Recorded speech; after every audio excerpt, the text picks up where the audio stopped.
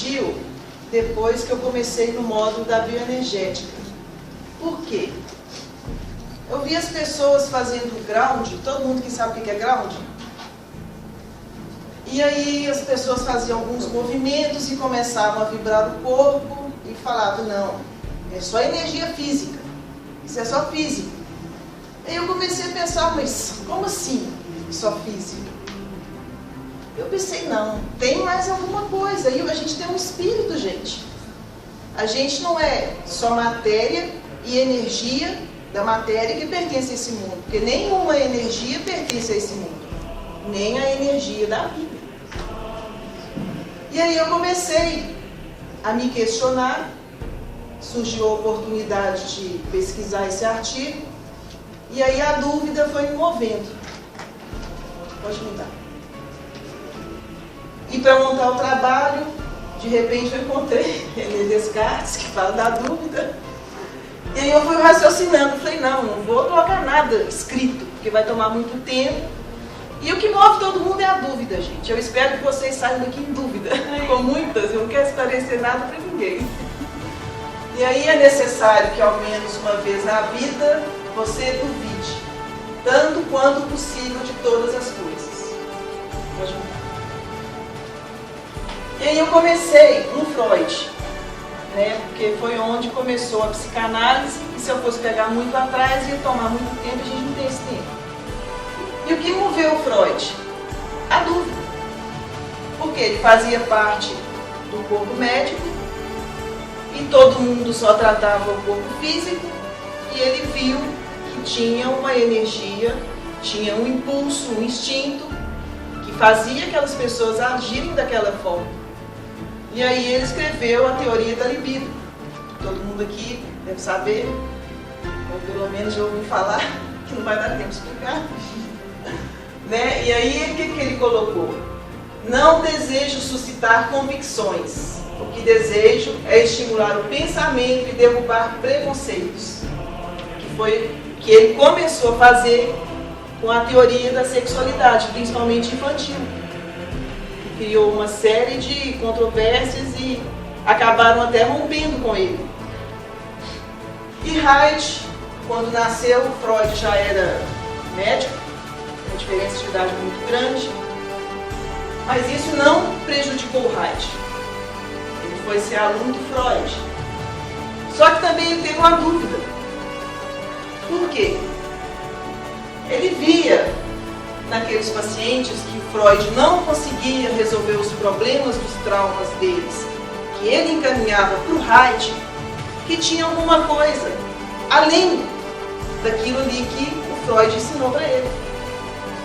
Então ele começou a pesquisar, que a Dinalva passou para vocês, né, através de um aparelho chamado galvanômetro, ele descobriu a energia que existia, a energia orgânica.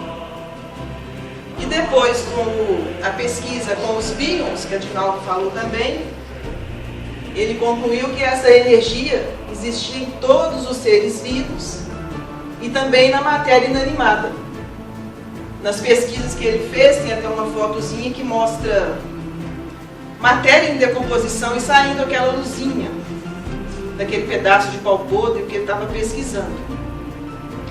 E aí depois, né, então Reich colocou: faz parte do meu respeito pelas pessoas expor-me ao perigo de dizer-lhes a verdade. Por quê? Porque ele rompeu com o Freud. Né? E o Freud disse para ele: eu não posso voltar tantos anos de trabalho atrás. Então siga o seu caminho. E aí, Reich seguiu o seu caminho e fundou um novo pensamento. O Lowen não era médico, mas trabalhava com educação física, personal trainer, tinha muito conhecimento físico e queria trabalhar no mesmo sistema do Reich. Reich disse para ele: eu te ensino, porém você tem que fazer medicina. Não tem como você trabalhar isso sem ser médico. Você tem que saber como o corpo funciona, porque senão não vai dar certo. E o Lowen foi estudar medicina. Com o conhecimento da medicina, conhecimento da energia orgânica, que o Haidt já tinha descoberto. O Lowen pegou uma coisa, uniu a outra e fundou a bioenergética. Por quê? O Haidt coloca que as couraças em torno dos chakras e em partes do corpo impedem a energia de circular livremente. A energia fica estagnada e com isso a pessoa não tem uma vida normal. Porque, segundo Haidt, a pessoa, para ter uma vida normal, o espírito tem que estar feliz. E se a pessoa não tem, por exemplo, não aquelas pessoas que se devotam ao celibato, mas as outras pessoas, se elas não têm um orgasmo pleno do corpo e da mente junto, a pessoa fica infeliz. A pessoa fica frustrada. Se a pessoa tem um relacionamento durante a noite e não foi satisfatório, ela vai acordar com dor de cabeça, ela vai acordar nervosa. Por quê? Porque tem alguma coisa errada. A energia não está circulando. E aí são os bloqueios energéticos, né, que a Corporal ensina através da vegetoterapia e principalmente agora, né, já é uma nova linha da bioenergética, a desbloquear essas energias estagnadas através do exercício físico e da respiração. O Lowen coloca que o oxigênio faz a pessoa se sentir viva. E ela se sentindo viva, ela acredita nela mesma.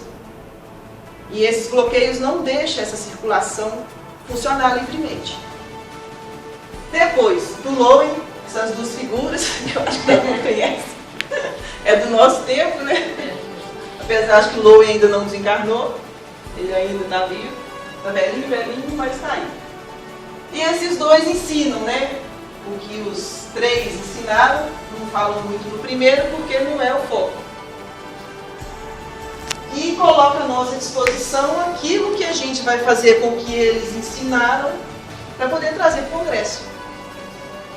Então, através da dúvida que me moveu para incluir o espírito nessa coisa toda, que ninguém fala, parece que é proibido, eu fui me questionando, gente, mas o espírito e a alma? E aí eu lembrei, gente, René Descartes falou que a alma mora na glândula pineal. Então fui pesquisar a glândula pineal. E aí o que eu encontrei? Pode mudar. Essa pessoa aqui, que também está transformando tudo. Alguém aqui conhece? Sérgio Felipe de Oliveira. Ele é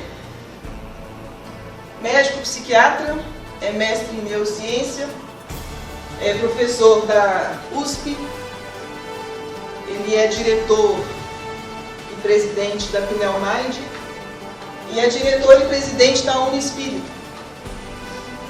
E ele ministra essa disciplina de medicina e mediunidade na Faculdade Médica da Universidade de São Paulo. Mas até esses dias para trás, eu ainda não estou bem certa de quando vai aceitar alunos de outras áreas. Esse curso era aberto só para medicina. Então ele ministrava e ministra, né, na Uniespírito esse curso para outras áreas. Por isso que eu consegui fazer. Mas a partir de setembro, segundo o e-mail que eu recebi, ele vai conseguir esse curso dentro da USP, para quem não é da medicina, porém tem que ter a graduação reconhecida pelo MEC. Então vamos lá, no que eu trouxe para vocês, fala do que causa o bloqueio.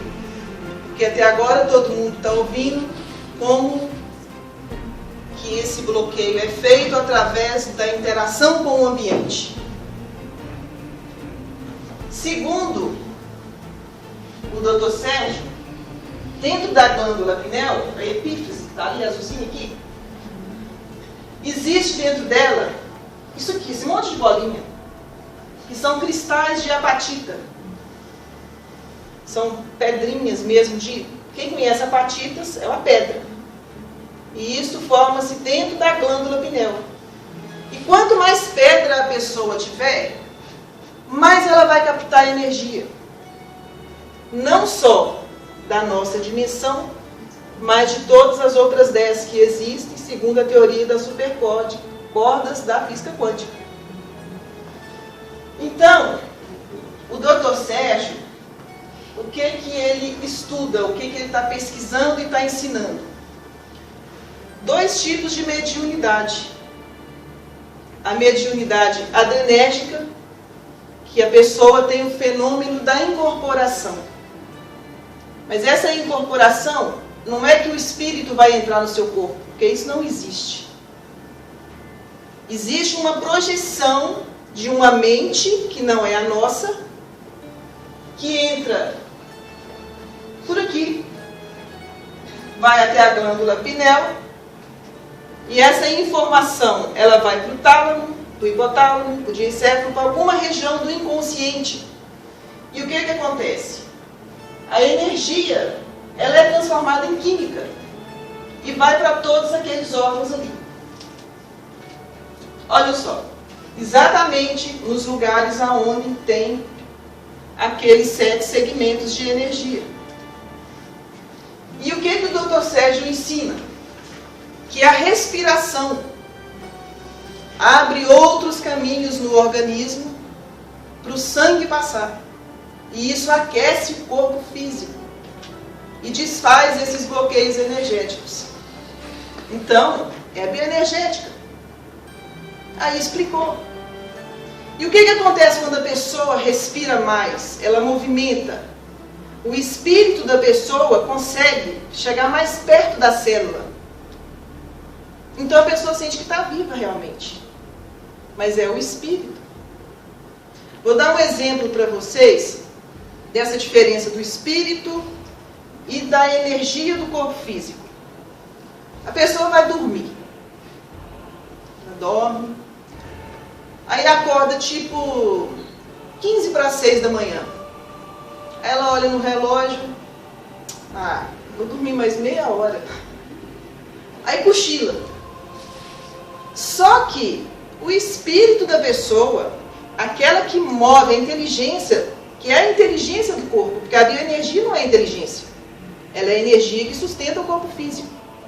Mas existe a mente pensante, aquela que o Descartes chamou de a coisa, né? Então o que acontece? A pessoa está deitada, mas ela não consegue dormir.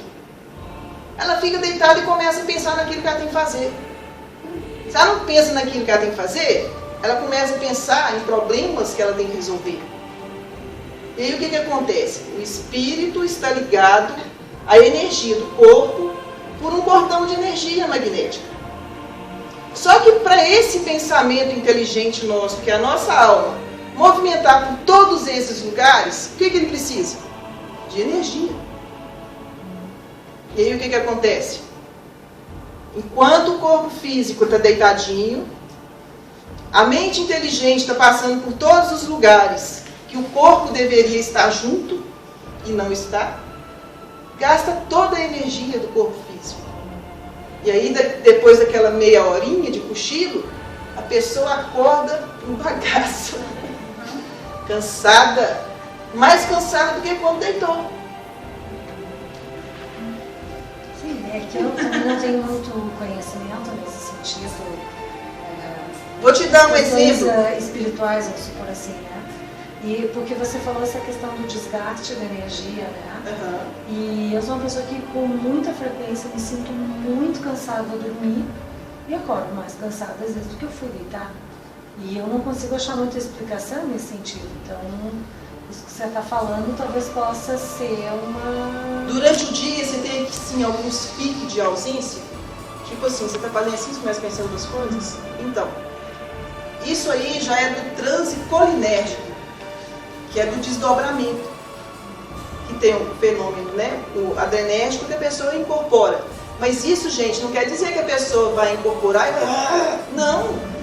Quer dizer, tem um excesso de sensibilidade de receber essas energias, alguma coisa nesse sentido? Aqui, cristais de apatita. A medicina hoje estuda a mediunidade. Quem aqui conhece o CID-10? Na página 154, no F44.3, a mediunidade está escrita lá. Está escrita, que não é doença. Então enquadra a pessoa que tem transtorno de transe e possessão, mas retira a mediunidade. Coisas assim, da mediunidade não é doença, mas a mediunidade que a pessoa não sabe nem que tem, adoece a pessoa. A pessoa fica doente, porque ela não sabe, ela não tem como se tratar. Vou dar um exemplo para vocês. Quantos minutos ainda tem? 5. Eu sempre chego a paciente no meu consultório com problema mediúnico. Então eu tenho que fazer o meu trabalho, porque dentro do meu consultório eu não vou tratar de mediunidade de ninguém. Mediunidade se trabalha onde eles trabalham a energia do espírito, que seja em qual igreja for. Porque existe uma religião certa, aquela que faz bem para a pessoa. Se a pessoa está dentro de uma religião, ela está feliz, é ali que é o lugar dela. Se ela se sente realizada, ali é o lugar dela. Então, no meu consultório, um caso que me chamou muita atenção, eu arrependi de não ter fotografado. Mas também isso é do paciente, né? Eu atendo um paciente que ele chegou lá, assim, sem esperança. Porque ele tinha uma coceira, assim, nas articulações, que ele tinha feridas. Sim, assim, no joelho. E o pescoço dele, assim, era como se fosse sapo. Ele era todo encouraçado. E aí eu vi aquela situação, quando eu botei a mão nele assim, para sentir a energia dele, ele estava gelado.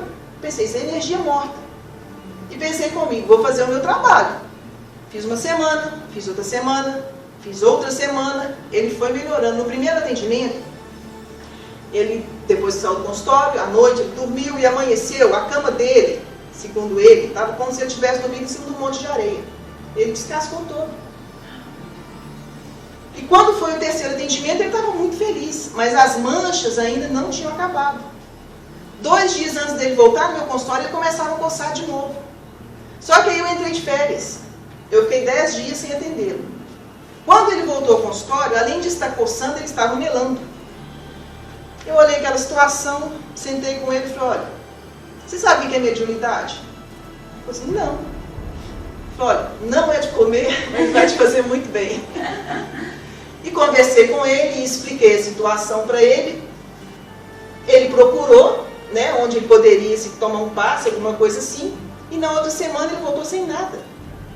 Gente, foi incrível. O pescoço dele estava liso. Ele não tinha nada, não tinha marca, não tinha nada. E aí eu pensei, gente, as pessoas precisam saber disso. Elas precisam saber disso. Só que aí eu já estava também, que eu comecei esse curso no mês de fevereiro lá em São Paulo. E agora eu tenho base médica para conversar com os meus pacientes. Por quê? A mediunidade é biológica, não é misticismo. Não é misticismo. E as pessoas têm preconceito. Nossa, é macumbeira. Nossa, é isso, é aquilo. Mas não é, gente. Não é. A mediunidade é biológica. Está comprovado. A medicina comprovou. E tem muitos trabalhos que estão comprovando cada vez mais. A clarividência já é comprovada. O Haidt mesmo, no final da vida dele, ele escreveu uns livros que muita gente acha que ele ficou louco. Mas eu não acho que ele ficou louco, eu acho que ele desenvolveu uma mediunidade. E passou a ver coisas que outras pessoas não viam. Não é loucura. E o Dr. Sérgio, para vocês terem uma ideia, ele tem um projeto com os alunos de ir a hospitais psiquiátricos retirar lá de dentro o médium não desenvolvido, que está lá como um louco. Ele está com um projeto, né, que já está em andamento, já tem pessoas trabalhando, de trabalhar com 0800 para pessoas que suicidam, para pessoas que fazem aborto, porque isso vem através do magnetismo que a glândula pineal capta. E a pessoa não sabe. É desconhecido para muitas pessoas. E aí eu coloquei aqui algumas imagens de consequências da mediunidade. E o Haidt era médico, Freud era médico, Lowen era médico. Por isso eu achei interessante trazer a visão de um médico, um psiquiatra. O psiquiatra atende o quê? Pessoas surtadas. Aí, né, tá dando para todo mundo ver direitinho?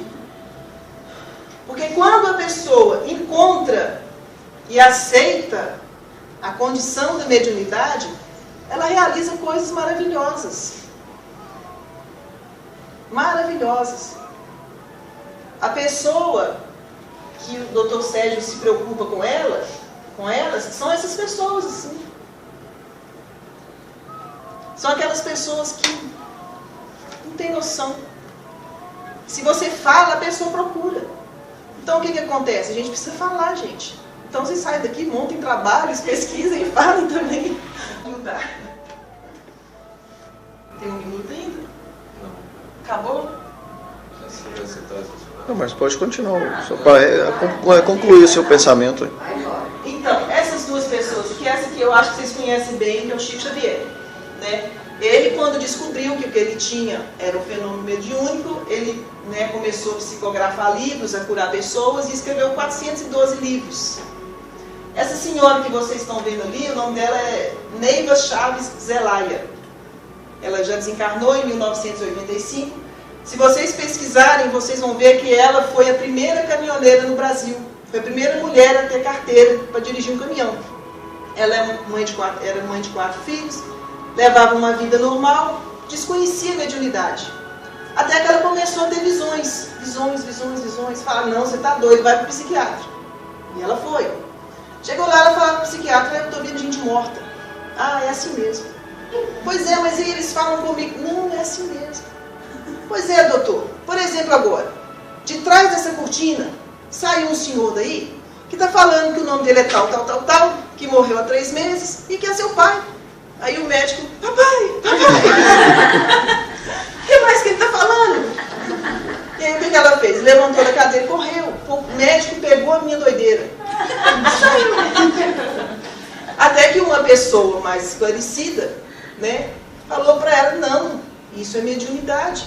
Você tem alguma coisa para fazer nesse mundo diferente das outras pessoas. Porque nem todo mundo tem esse dom. Algumas pessoas têm um dom tão grande, né? Igual os dois. Então ela começou a seguir o caminho da missão dela e fundou uma doutrina em Planaltina chamada Vale do Amanhecer, que hoje tem milhares e milhares de médiuns seguidores no mundo todo. Essa foto aqui, ó, é de um dia normal lá. Aquele tanto de gente, dali só deu pegar um pedacinho. Porque é imenso. Se vocês procurarem na internet, vocês vão achar o Vale do Amanhecer em várias cidades do mundo, inclusive aqui em Curitiba. E aí coloquei ali, né, que os dois fizeram com a mediunidade deles. E depois uma frasezinha para finalizar. Pode mudar. Para vocês saírem. Não, é aqui. Faltou esse. Não sei se alguém assistiu esse filme, Uma Mente Brilhante. Então, isso aqui retrata uma realidade. Esse filme é verídico. E essa pessoa, ele tinha um fenômeno mediúnico. Só que o que os psiquiatras fizeram? Remédio. Mas nem por isso ele deixou de fazer o que ele tinha que fazer, que é desenvolver tantos estudos na física. E entender o sexto sentido, os outros, né, são filmes para explicar o que é a mediunidade. Não são filmes espíritas. Também tem filmes espíritas. Tem Nosso Lar, tem Chico Xavier, tem Zé de Menezes, tem vários filmes. Mas esses aqui são filmes que as pessoas fazem, né? Para tentar passar alguma coisa. Mas aí a pessoa tem que abrir a mente, né? Pode mudar. E aí o Einstein diz que tudo aquilo que o homem ignora não existe para ele. Por isso o universo de cada um se resume ao tamanho de seu saber. A fé que nega a ciência é tão inútil quanto a ciência que nega a fé, da tia Neiva. E acabou. Podem me